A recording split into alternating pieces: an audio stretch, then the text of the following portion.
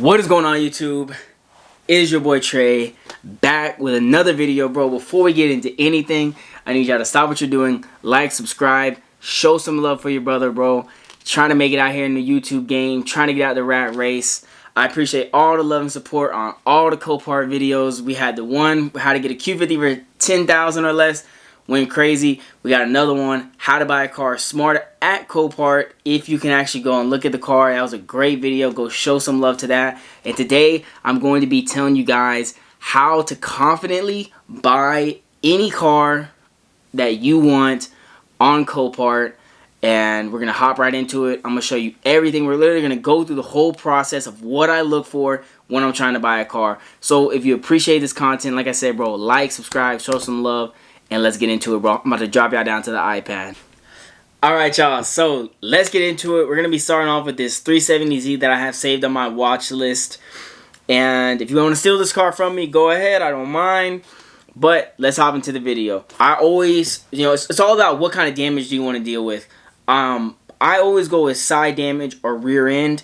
I did buy my truck front end damage, but I only bought it front end damage because I was able to actually go to Copart, look at the vehicle, turn it on, do my own little checklist in person, and was able to make a good decision that, hey, this is going to be a really good buy, which it was. I personally would usually stay away from front-end cars unless it is a very cut and dry. It's like it is all, you truly believe that, hey, this is going to be the right car by taking some of the tools that I'm going to give you in this video. Then you could go for front end. Looking at this 370, we will see here that, hey, this car is hit from the side, like I said, that I like to do, the type of damage I like to deal with.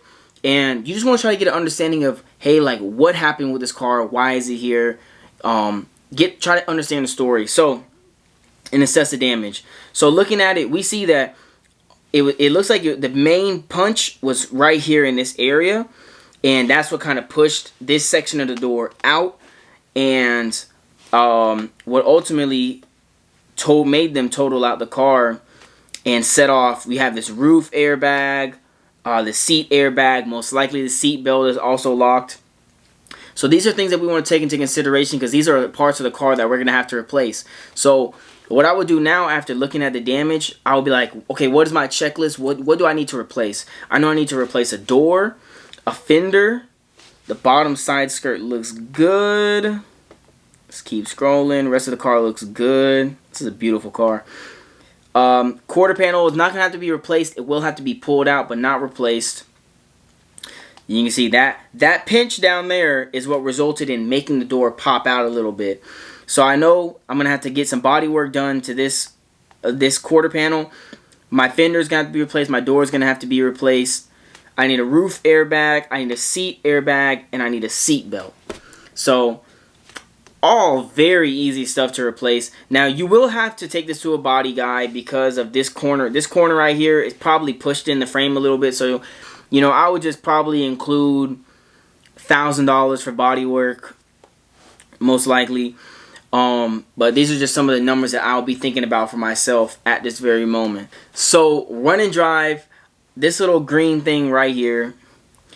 So this little green marker right here, it is run and drive. These are markers that Copart lists every car as. So most of the ones that you'll see, it will be run and drive, it'll be start, it'll be enhance. Those are usually the top three.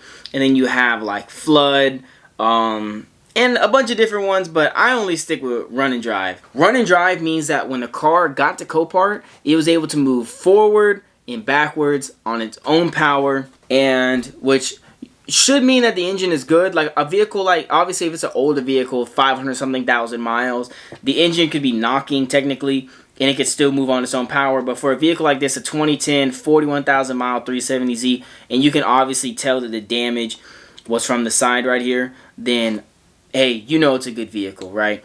As far as the mechanical aspect of the car. Next thing you want to look for is who is selling the vehicle. This is extremely important. Listen to me. Stop what you're doing. Listen to me.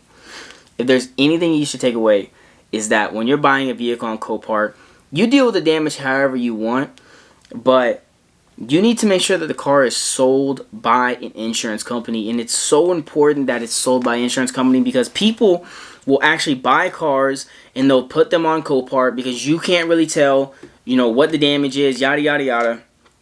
And people will make it look like the car has a certain type of damage, but realistically they're hiding something that's bigger. I've seen it before. I tried to find it earlier, I couldn't. There was a Q50 Red Sport here in Nashville, and the people selling it, they like clicked the bumper off and took the headlights off. They made it look like the car, it was nothing serious, but more than likely the car is some type of mechanical damage, and they're just like popping the bumper and pieces off just to make it look like it's front end damage. So it's a dirty trick that people play, and if you play that trick, you're dirty. You are a different type of person. There's a special place for you, but you have to look out for people like that.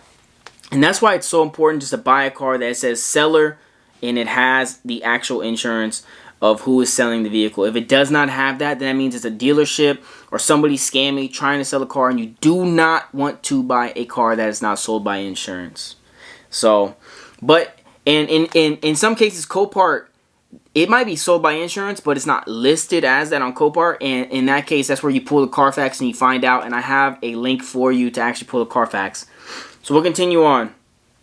We assess the damage and all that.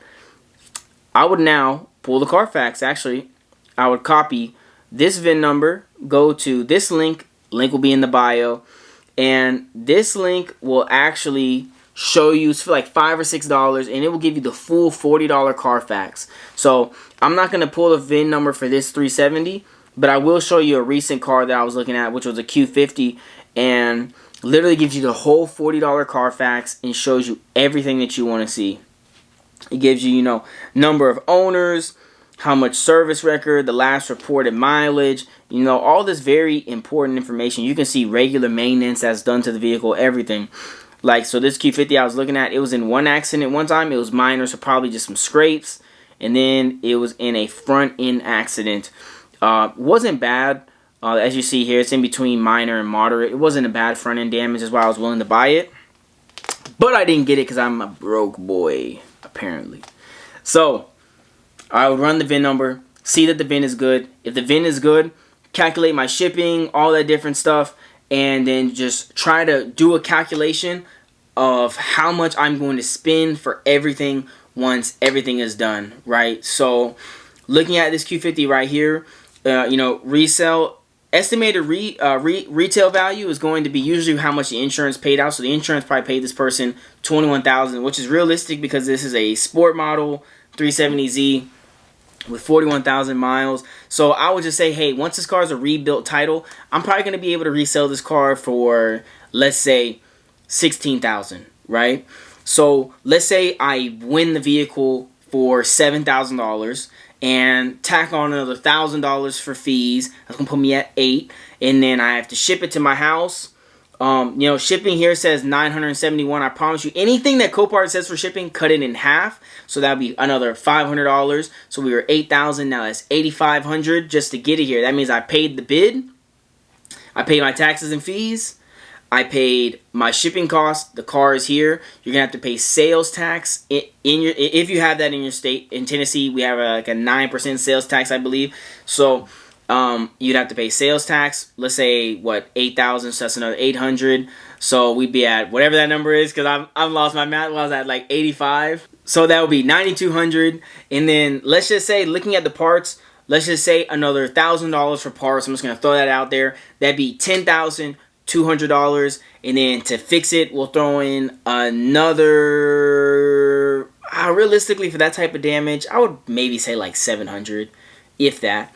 Probably just to make it worth their time. So that would be a $10,900 for everything. That means you paid for the car, you shipped it, you fixed it, you did everything. It's in your name, all that great stuff. $10,900, call it $11,000, and you'd be 11 grand into this 370Z. And that sounds like a lot, but when you realize, because we started at 7,000, we won the bid for 7,000, and that sounds high, but when you think about the fact that the resale value, let's say, is 16,000, 17,000 for this car, it might even be more. I'm just trying to say in this car market, because the car market is suffering right now, 16,000, 17,000, man, that is a steal. You could literally drive this car, put 20,000 something miles on it, have a blast with it, and still sell it for 16,000, 17,000, and somebody's going to come and get it. And you got to drive this car for free and still make a killer profit. Can you beat that? be honest. So that is my process. We can look at another vehicle. I don't want this video to be too long. I'll run through another one. I'm going to run through this G35 really quick because this is another really good one. This one's here in Nashville. If I wanted to go for this car, I would actually go in person to look at it. But this is a pure sale. That is very important because that means that whatever this car sells for is what it's going to go for. So we're looking at a 2004 G35. Let's actually pull it up on the app so we can look here. And first thing I'm going to do is just look at the damage and see what happened. So we see here, boom, there's our damage. It was rear-ended. Man, that is nothing. And they probably just totaled it out because the car is so old. But this car is, man, it's very clean. Manual. I'm not going to lie, I might actually buy this for a little beater. So you want to be super detailed whenever you're looking at these cars. You want to look at everything. So something that when I first started I would look over is, you see here we have this front, this is showing the mileage of the car. Notice that the guy actually has the car on right now as he's taking this picture, and you can see that the car is probably a cold start. The car is it's idling at about 1500 RPMs. So the car's temperature is all the way low, so he probably just turned this on. But these are things that you want to be looking for, right? Because if he turned this car on and we're at 3,000, 4,000 RPMs, then we know we have an issue here, because that's not even normal. Even on a cold start, that's not normal. So then we would know, hey, there's something else that's going on here, just besides it was rear-ended. And that's the type of things you want to look for whenever you're trying to dissect these cars. You see we have a service engine soon. This car's from 04, probably a 02 sensor. Guy probably might even have test pipes on it, who knows. But, looking at the damage, it looks like it's very cut and dry. It was rear-ended. This car is from 04. They're probably, the insurance, another thing, we'll go back here to the web page. Who is selling it? USAA. That is an insurance company. That is a great, beautiful thing, because that's exactly what we want. We want it sold by insurance. So what I would do now is copy this VIN. I will go here. I would paste it. Type your email. I would get my Carfax. I would go through the Carfax, see what is the damage like, and I would run through the numbers at that point and see how much am I going to be invested into this car, how much of everything. Let's say, for this vehicle. So let's say for this car, let's say you win the bid, $2,000. And then let's say the rear bumper is good. So let's say you spend, I don't know, $200 on a trunk. In taxes and fees, you might spend another $500. Shipping for me, it's here in Nashville, so it would be $0. But let's even say I spent $200 to ship it. I don't know. Just trying to throw it out there. I literally just need a trunk. You literally just need a trunk for this car, and that's the great thing. It's run and drive, all the different things. This is actually a really good car, bro. I'm not even gonna lie to you. This is a really good car. This is a good beater right here. So I'm at $2,900, and that's my bid, that's my taxes, that's my shipping, even though I need no shipping. And so let's just call it $3,000. And the insurance paid $7,300, $7,400 for this car. They paid out for that. So you're invested $3,000 into this car, and I promise you the resale is probably $6,000 as a rebuild title for this G35. 132,000 miles is beautiful, man. You know how many people want this car, and that they're willing to pay $6,000, $7,000 for this car? A lot of people. That is all, y'all. That is exactly what I do. That is exactly what I do. That is my process. That is how I find these amazing cars. Like I said, just to recap, I stay away from front end damage. Once you get a little more seasoned, I'm starting to get to that point now where I'm looking at front end damage. But when I was first starting and I couldn't afford to sink $10,000 into a car and have an issue like that, like a potentially mechanical issue, I always stay away from front end damage. So I look for a car that's side or it's rear. I assess the damage, try to understand what maybe have happened. You know, did they just get rear-ended? Does it look like they lost traction? To me, that's important in my head because I want to just understand the story of this vehicle. But then I just try to find the parts. I'll run the Carfax. I'll run all the numbers. Okay, hey, if I bid $2,000, I spend $1,000 on parts. I gotta ship it for $500. You know, if I have to spend all this, I'm gonna be this much into the car. Well, what's my resale value? Am I gonna lose money or am I gonna make money? All that is very important. And always remember, I promise you, most of the time, whatever no matter how cut and dry you think it's gonna be. Sometimes you get blessed. I have been blessed, but there has been most of the time when I buy a vehicle thinking, hey, it's going to be cut and dry, it's going to be this and this, and then it ends up being more than what I originally thought. So you want to keep that in mind because you don't want to get a vehicle, it ends up being more than what you thought, and now you're discouraged, or you feel like maybe I gave you bad information because, you know, you thought it was going to be black and white when realistically there's some gray in between.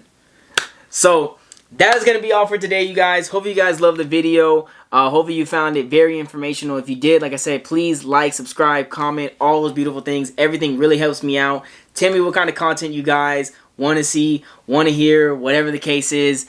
Show some love. I'll see you guys in the next one. Peace.